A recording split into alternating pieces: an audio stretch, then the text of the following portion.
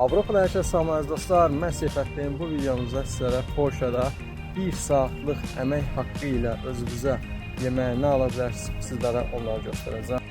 Və burada saatlıq əmək haqqı 25 lot olaraq təşkil edir. 3 aşağı 5 yuxarı bu peşələr arasında olan fərqliliyə görə dəyişə bilər.